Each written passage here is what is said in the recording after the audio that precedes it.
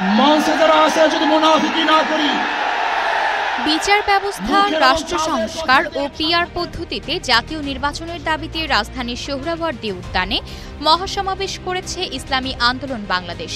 শনিবার দিনব্যাপী এই সমাবেশে দলের লাখো নেতাকর্মী অংশ নেন। এই সমাবেশে জামায়াত ইসলামী, এনসিপি, গণ অধিকার পরিষদ, এবি পার্টি সহ দেশের বিভিন্ন রাজনৈতিক ও সামাজিক সংগঠনের প্রতিনিধিরা সমাবেশে উপস্থিত থাকলেও বিএনপির কোনো নেতা উপস্থিত ছিলেন না। কেননা পিআর পদ্ধতিতে নির্বাচনে একমত নয় বিএনপি।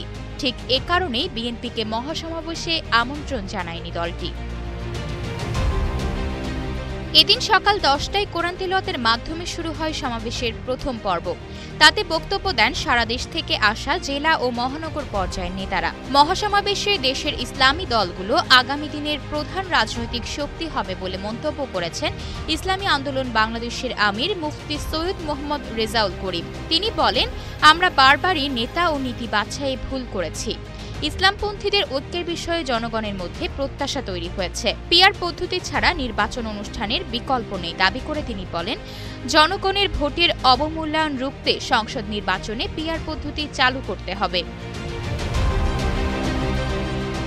এই মহাসমাবেশে বিএনপি ছাড়া দেশের প্রায় সব রাজনৈতিক দল মিলেমিশে একাকার হয়।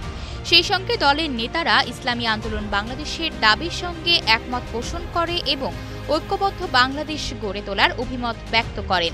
সমাবেশে নুরুল হক নূর বলেন, ইসলামী আন্দোলন বাংলাদেশ দেশের বিভিন্ন মত ও পথের দলগুলোকে একত্রিত করেছে। এই সমাবেশ সময় উপযোগী ও কার্যকর।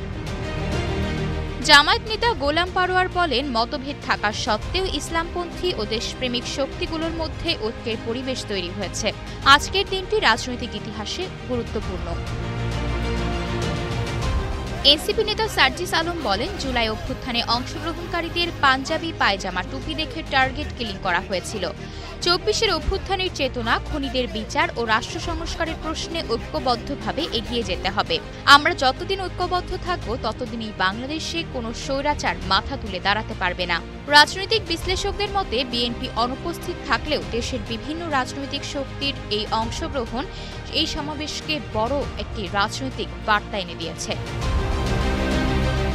আশা অর্থী, নিউজ ডেস্ক, গ্লোবাল টেলিভিশন।